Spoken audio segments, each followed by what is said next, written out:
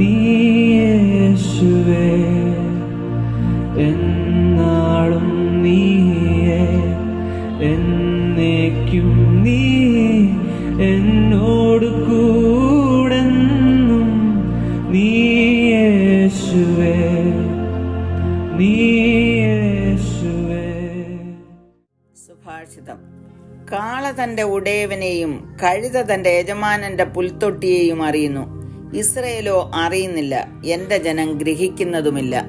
The ox knows his owner and the donkey its master's crib, but Israel does not know, my people do not consider. യെശയ്യാ പ്രവാചകന്റെ പുസ്തകം 1-ാം അധ്യായത്തിന്റെ 3-ാം വാക്യമാണ് വായിച്ചത്. വേദപുസ്തകത്തിലെ പുസ്തകങ്ങളെ വിവിധ കാറ്റഗറിയിലായി തിരിച്ചിട്ടുണ്ട്.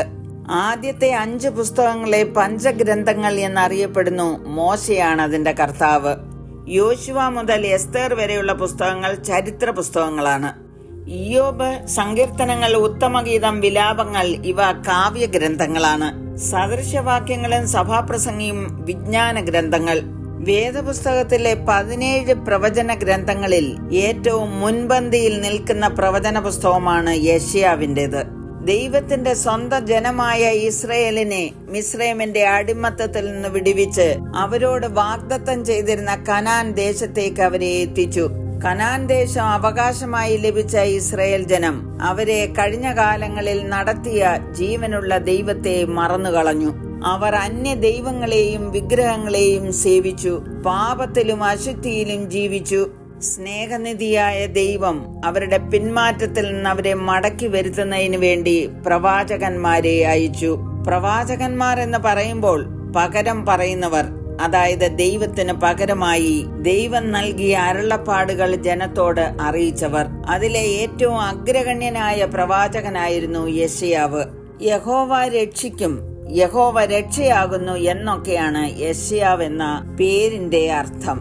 തന്റെ ജനമായ ഇസ്രയേലിന്റെ അവസ്ഥ കണ്ടുകൊണ്ട് യഹൂദയെയും യെരുശലേമിനെയും പറ്റി ദർശിച്ച ദർശനമാണ് ഈ പുസ്തകത്തിൽ രേഖപ്പെടുത്തിയിരിക്കുന്നത്.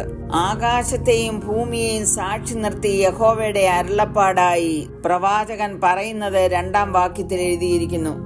ആകാശമേ കേൾക്ക, ഭൂമിയെ ചെവി തരിക, യഹോവ അരുളി ചെയ്യുന്നു, ഞാൻ മക്കളെ പോറ്റി വളർത്തി, അവരോ എന്നോട് മത്സരിച്ചിരിക്കുന്നു.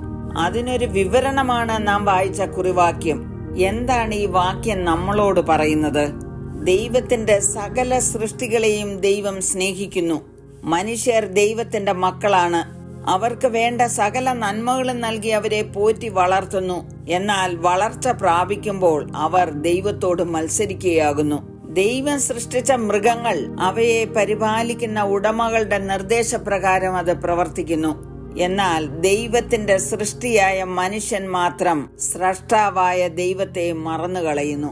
റോമർ 1:21 പൗലോസ് ഇങ്ങനെ എഴുതിയിരിക്കുന്നു, അവർ ദൈവത്തെ അറിഞ്ഞിട്ടും അവനെ ദൈവമെന്ന് ഓർത്ത് മഹത്വീകരിക്കുകയോ നന്ദി കാണിക്കുകയോ ചെയ്യാതെ തങ്ങളുടെ നിരൂപണങ്ങളിൽ വ്യർത്ഥരായി തീർന്നു. അവരുടെ വിവേകമില്ലാത്ത ഹൃദയം ഇരുണ്ടുപോയി. ദൈവത്തെ അറിയാതെ സ്വന്തം ഇഷ്ടത്തിനും മനോവികാരങ്ങൾക്കും ജീവിക്കുന്നവരുടെ ഹൃദയമാണ് ഇരുണ്ടുപോകുന്നത്. ഇരുണ്ട മനുഷ്യ മനസ്സിനെ പ്രകാശിപ്പിക്കുവാനാണ് കർത്താവായ യേശുക്രിസ്തു വെളിച്ചമായി ലോകത്തിലേക്ക് വന്നത്. യോഹന്നാൻ 1:9 പറയുന്നു, ഏത് മനുഷ്യനെയും പ്രകാശിപ്പിക്കുന്ന സത്യവെളിച്ചം ലോകത്തിലേക്ക് വന്നുകൊണ്ടിരുന്നു. ഈ സത്യവെളിച്ചമാണ് കർത്താവായ യേശുക്രിസ്തു.